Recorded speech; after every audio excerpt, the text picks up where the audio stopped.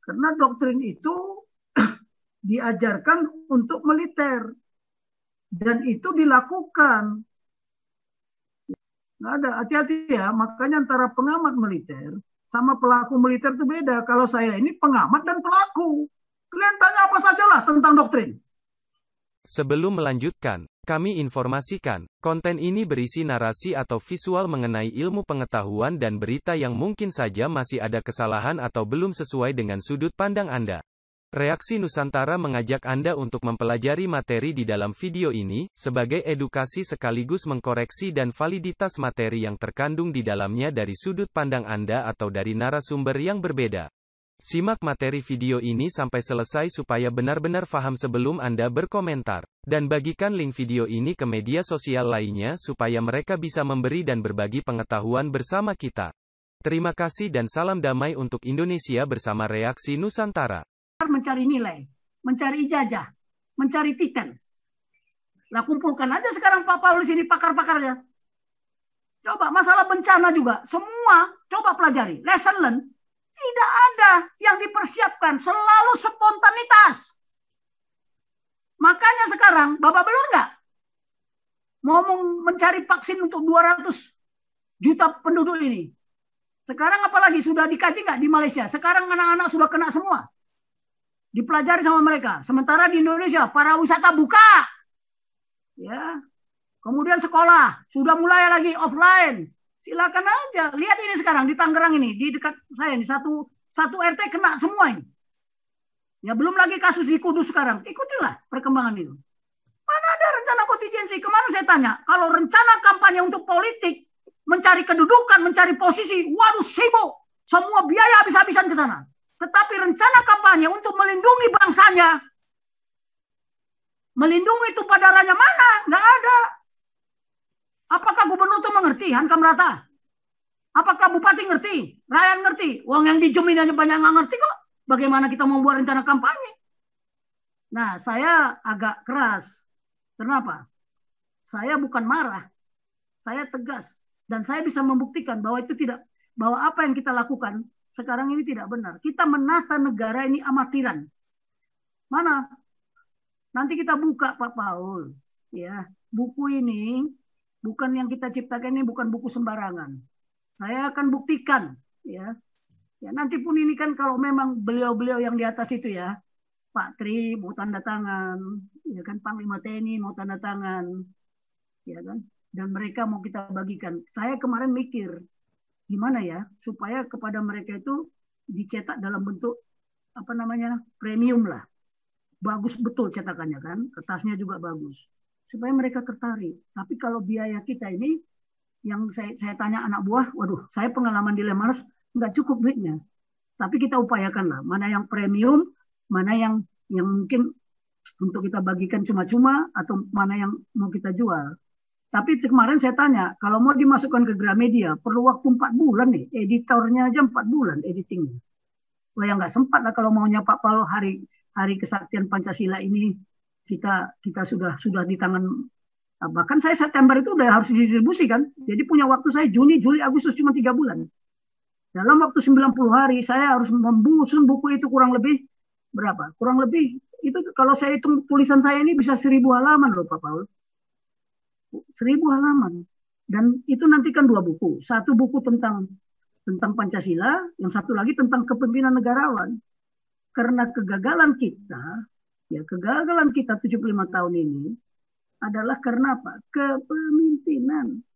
Masih adakah kepemimpinan negarawan yang berkarakter nasional keindonesiaan? Kalau karakter nasional keindonesiaan tadi bisa sampaikan, dia harus paham makna dan substansi apa yang terkandung, nilai-nilai yang terkandung di dalam Pancasila dan makna yang substansi yang terkandung di pembukaan Undang-Undang Dasar 45. Satu-satunya, tidak ada ideologi lain dan tidak ada konstitusi lain. Katakan tidak pada yang lain. Nah, itulah cara menangkal para khilafah ini. Tapi bagaimana dia waras? Oh, dia nggak tahu kok. Nggak tahu. Lihat aja ini. Kalau saya membaca kitab Wahyu 6 atau 7, 8 itu. 6 ayat 7 dan 8. Seperempat penduduk dunia ini harus mati. Oleh apa? Memang di situ disebut binatang buas. Kemarin saya sampaikan juga binatang buas itu macan atau virus. Kalau macan menerkam satu kijang atau satu rusa, selesai dia dapat satu udah selesai. Diam dia tidur, makan sudah kenyang. Tapi kalau virus ini satu hari bisa 1 juta orang kan seluruh dunia. Indonesia aja ribuan kok tiap hari. Apapun upayanya sudah terlambat sebenarnya. Tinggal mujizat dari Tuhan sajalah. Ya, kalau tidak, kita ini tambah babelur Indonesia. Coba hitung aja lah. Tiap hari lihat, hitung. Berapa hari yang korban. Kalau ada yang selamat, ya karena mereka disiplin. Itu aja udah. Kalau tidak disiplin, ya selesai. Ya kan? Di dalam sudah sibuk begini, masih sibuk pemilihan kepala desa. Masih sibuk pemilihan pilkada. Cobalah. Kenapa? Tuhan yang ngomong kan, untuk apa kau kaya hari ini, tapi besok kau mati. Yang mana mau kita ikuti? Tapi kalau kita larang, nggak bisa kan? Nggak bisa. Tegak tengkuk. Lebih parah tegak tengkuknya daripada orang Israel. Nah, jadi yang begini-begini, tolong kita pahami. Saya masuk di Zoom ini, dari awal kita memang berbeda pendapat. Tetapi itu tadi, jangan das-mudasku. Harus ada patokan yang standar. Ya, saya sama Bu Kony juga bukan diam. Kita juga, saya kan satu komisi strategi di Mufakat Budaya Indonesia yang dipimpin oleh siapa? Radar Pancadhana. Ya, cuman sekarang sejak terjadi ini kita nggak pernah kumpul lagi. Biasanya tiap minggu kita kumpul. Setiap tahun kita menyelenggarakan Munas. Biayanya dari siapa? Dari Ibu Kemas. Semua dia yang tanggung biayanya. Ibu Kemas, Ratu Kemas, ya, istrinya Sri Sultan. Dia yang membiayai semua dan dia pun datang.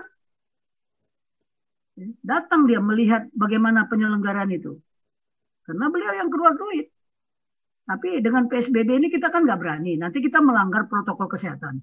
Dan itu yang hadir dari seluruh Indonesia. Dari Papua, dari mana aja. Seluruh wilayah Indonesia. Diundang datang. Dibayar hotelnya selama 3 hari. Makannya. Semua. Tetapi kita kan nggak bisa. Makanya saya bilang ide itu muncul dari mana? Ideologi itu muncul dari mana? Apakah dari militer? Apakah dari politik? Oh tidak, dari sosial budaya. Ide Tuhan menciptakan manusia. Ada di pikiran Tuhan, kemudian dikatakan kan, marilah kita. Ideologi Pancasila, itu juga ide. Ide siapa? Ide para founding fathers.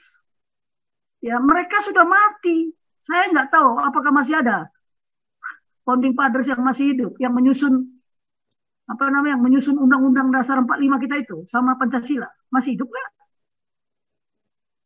Nah, idenya tetap hidup nggak? Tetap. Mereka pun sudah nggak ada, tulang belulang. Sama saya bilang tadi, ideologi itu nggak bisa mati. Bahkan dikontrol oleh siapa? Orang yang sudah mati. Sekarang demokrasi yang kita lakukan ini bukan idenya siapa? Saya tanya, idenya Pak Paul? Idenya saya? Idenya Bung Karno? Oh enggak. Ide yang muncul dari Yunani. Lihat Romawi. Begitu dia mengalahkan Yunani, semua perpustakaan yang ada di Yunani dia bakar enggak? Enggak. Dia bawa ke Romawi. Itu makanya berubah. Romawi menjadi republik kan? Baca sejarahnya. Baca. Demikian juga Hitler. Ya, Hitler. Dia raja. Oh bukan. Dia bukan raja kok. Nah, jadi tolong kita pahami. Demikian juga demokrasi kita. Demokrasi kita sudah berdasarkan ketuhanan. Musyawarah untuk mufakat. Bukan musyawarah mufakat ya, hati-hati. Musyawarah untuk mufakat. Kalau musyawarah mufakat, mereka bermusyawarah. Mufakatnya mereka. Hati-hatilah. Yang begini-begini paradigma. Dari awal sudah saya katakan. Paradigma. Paradigma itu seperti apa? Seperti apa? Air untuk ikan. Kalau nggak ada air, ikannya mati. Nah sama dengan ini. Kalau tidak ada Pancasila, negara kesatuan ini runtuh. Itu paradigma. Tapi pernah nggak ada yang mengajarkan seperti itu? Nggak ada. Kita juga ada paradigma. Kalau kita tidak percaya, ya kita nggak selamat. Itu aja udah. Itu paradigma. Jadi tolong ya, mungkin nanti Pak Paul, saya mohon maaf, mungkin masalah pencerahan dan pengkayaan tentang paradigma ini harus kita bikin sekali lagi lah. Tapi mohon maaf, tolong sampaikan agendanya Ya, agendanya itu nanti kita bikin agendanya. Jangan nanti saya ngomong separoh. Udah tuh balik lagi ke sana, pertanyaannya berulang-ulang. Waduh, capek saya. Capek saya. Jadi nanti tolong kita bikin agenda. Jam sekian sampai jam sekian sampai berapa menit kita menyampaikan dulu ya teori dan aktualisasinya, paradigma itu seperti apa. Kemudian nanti ada Q&A ya. Kemudian tanggapan. Silakan. Itu nanti lebih enak gitu loh ya. Sehingga jelas kita menerima pengetahuan ini. Sayang sekali loh ya. Kalau Anda dapat ini di universitas, mana guru yang ngajar? Saya makan tainya. Ya. Nggak ada. Ini beruntung saya itu dulu dimasukkan di bawah tempurung gitu. Nggak bisa bergerak dan tidak bisa bersuara. Tapi kebetulan Pak Suhartono bilang, Pak Tobing, ada yang perlu dengan wawasan kebangsaan. Mau nggak Pak Tobing? Oh ya sudahlah. Kalau PR serahkan saya. Kalau RP jangan, saya bilang. Itulah paradigma saya. Ya, karena saya tidak perlu menjadi posisi. Bayangin, saya melayani 7 Panglima, Pak Paul. 7 Panglima ya, mulai dari Pak Tanjung sampai letting saya, Agus Suhartono. Pernah saya minta pangkat saya. Supaya dinaikkan. Nggak ada. Orang Batak itu tak mau minta-minta, tahu nggak? Kalau diberi oke. Kalau minta enggak. Pendekatan saya lakukan pendekatan profesional. Bukan pendekatan asal Bapak senang. Ya, Bu Lisbeth mana ini Bu Lisbeth? Ya, biar saya tayangkan besok. Tolong tayangkan nanti Paul. Itu yang reputasi saya. Kemudian apa yang saya kerjakan, saya tayangkan juga videonya. Tapi lagi cari-cari saya video itu di mana saya simpan. Supaya nanti kita siapkan semua. Biar tahu. Ya, peninggalan saya banyak di TNI. Tanda jasa. Itu juga yang merempet-rempet sekarang banyak dipakai itu. Belum lagi peacekeeping center. Belum lagi pusat latihan. Aduh, udah capek saya. Videonya ada kok.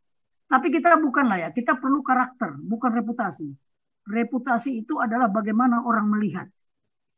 Ya, tapi karakter kita sendiri yang melihat. Apakah saya pencuri, apakah saya korupsi, apa saya kepemalas, itu diri kita yang tahu. Orang lain nggak tahu. Nah, karakter itu ketika orang tidak melihat kita. Ya, apakah saya berdoa? Apakah saya punya kasih? Nah, itu saya, anak buah saya, setiap kerja sama saya, selalu yang saya tanya apa? Sudah makan nggak kau? Ya.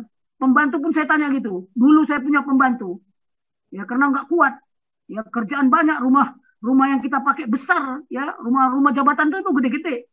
Saya sampai sudah mau pensiun, saya nggak punya rumah. Rumah saya dibelikan adik angkat lagi yang belikan rumah saya. Bayangkan, makanya ketika ada pertanyaan, kalau seorang jenderal itu bisa nggak beli punya rumah yang besar? Oh nggak bisa. Kalau dari gaji ya. Tapi kalau dari warisan, dari hibah bisa.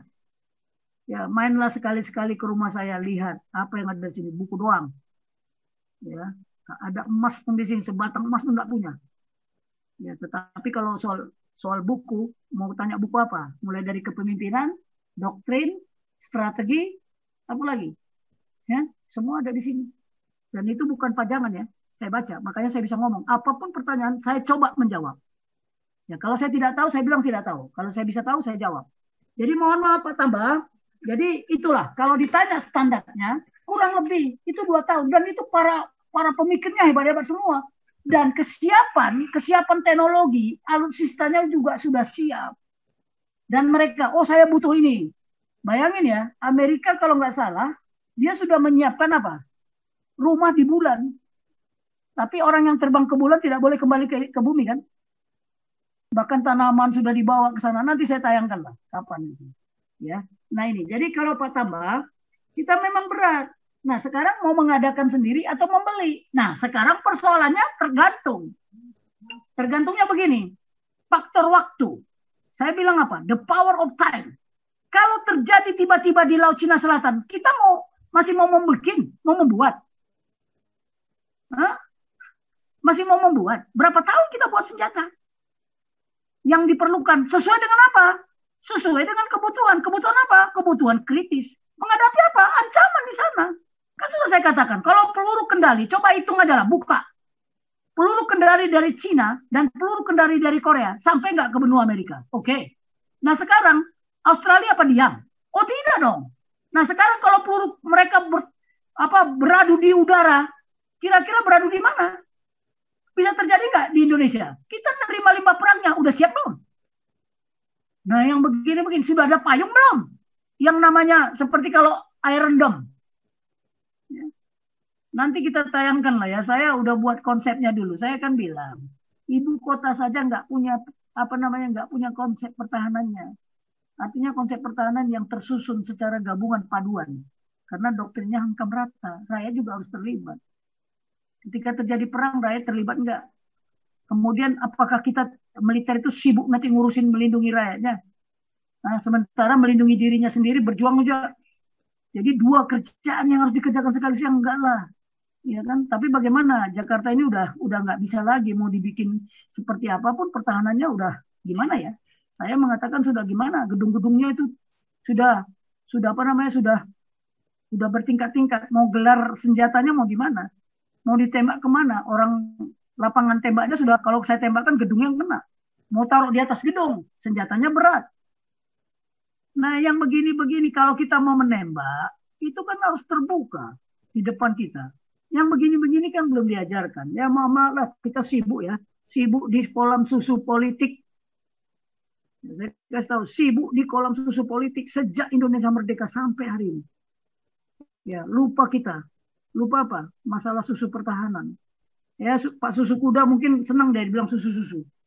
Nah, sekarang kita keputusan beli atau ngadakan sendiri. Kita kan tidak tahu apa yang terjadi di Papua maupun yang terjadi di Laut Cina Selatan. Karena itu mereka udah siap, bukan hanya siap, siaga. Lihat ya, Sun Tzu bilang apa? Pasukan yang lebih dulu berada di garis depan, maka mereka lah yang akan memenangkan pertempuran. Kalau kita cek sekarang kekuatan dan kemampuan negara China di Laut Cina Selatan sudah pada posisi nggak? Kekuatan Amerika sudah pada posisi nggak? Kekuatan negara yang sudah pada posisi nggak? Indonesia enggak. Tapi nggak apa-apa lah. Kalau masalah Laut Cina Selatan, kita akan sibuk menampung pengungsi. Sibuk ngurusin senjata mereka yang beradu di atas. Nanti kita buktikan lah. Ini peranggapan saya. Ini perkiraan strategi saya. Ini perkiraan intelijen saya. Tetapi belum menjadi fakta. Nanti kalau sudah terjadi, barulah. Oh iya ya, dulu begini-begini. Nah itu. Tapi mau mendengar nggak mereka? Nggak mau mendengar. Ya. Oke lah, saya kira terjawab ya. Kalau masalah proses pengambilan keputusan tidak gampang. Besok, kapan waktu Pak Paul? Aduh, saya mau mengatur waktu juga apa? Nanti saya ajarkan. Terima kasih Anda telah meluangkan waktu untuk memberi masukan kepada kami, dan semoga komentar Anda bisa bermanfaat untuk edukasi generasi penerus bangsa ini, terutama bagi diri kita sendiri dan untuk mereka yang mau berpikir dengan akal sehat. Karena dengan akal sehatlah kita bisa bedakan mana yang terbaik untuk orang lain, saudara, keluarga dan terutama untuk diri kita sendiri. Semoga hari-hari Anda selalu dirahmati Tuhan Yang Maha Esa. Dan sampai ketemu lagi di konten Reaksi Nusantara channel berikutnya. Salam sejahtera bersama keluarga.